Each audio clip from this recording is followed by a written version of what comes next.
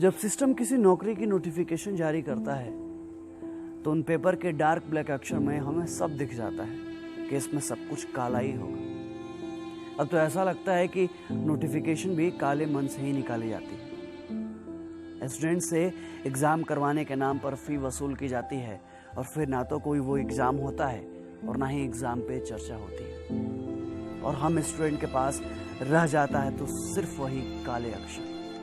फिर भी उन काले अक्षरों को अपने छोटे से कमरे के बड़े से दीवार पर चिपका कर ही सांस में पढ़ाई करते हैं कि कभी तो सिस्टम और सिस्टम के लोगों को शर्म आएगी, कभी तो उन्हें हम बेरोजगारों पर तरस आएगी, या फिर कभी तो किसी बड़े अधिकारी मंत्री मीडिया को उन 2.5 करोड़ फॉर्म पर नजर जाएगी जिसका बत्ती बनाकर ये लोग देशभक्ति का दिया चला रहे हैं। लेकिन नहीं, तो ये मत भूलिए साहब कि हम युवाओं को भी दिया जलाने आता है।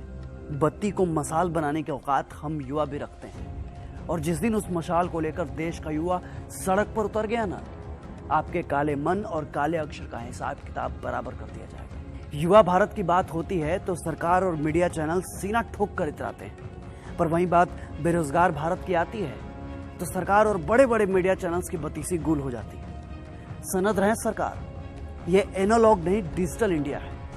यहाँ लाइक और डिसलाइक दोनों एक ही अंगूठे से दिया जाता है। कलम पर राजनीति मत कीजिए, स्याही को स्याही रहने दीजिए, उसको खून बनने पर मजबूर मत कीजिए, वरना इस बार सड़क पर भ्रांति नहीं संपूर्ण क्रांति आ जाएगी। लोकसभा चुनाव के पहले एनटीपीसी और रेलवे की वैकेंसी की घोषणा हुई, 2.5 करोड़ से ज्यादा फॉर्म फिलअप किए गए, पैसे भी लिए गए, लेकिन ऐसा कुछ भी नहीं बताया गया कि अब हम आगे क्या करें। लोकसभा के चुनाव भी फटाक से कर लिए जा रहे हैं और उसका रिजल्ट भी एकदम फिक्स डेट फिक्स टाइम पे आ रहा है। राज्यों में सरकार बनाने के लिए विधायक भी सेट हो जा रहा है। साला सिर्फ एग्जाम कंडक्ट करने वाली संस्था सेट नहीं हो पा रही है। कमाल है साहब।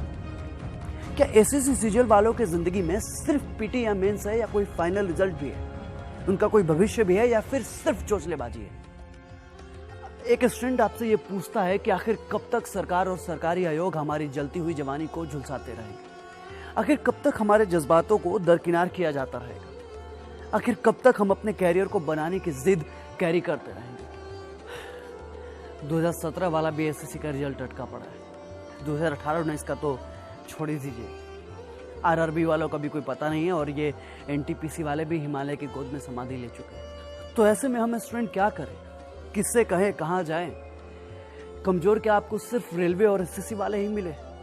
तो चेयरमैन साहब याद रखिएगा, आपके चेयर के चक्के को खिसकते अब देर नहीं लगेगी। इनसे कोई सवाल पूछो तो कहते हैं कि कोरोना है इसलिए लेट हो रहा है।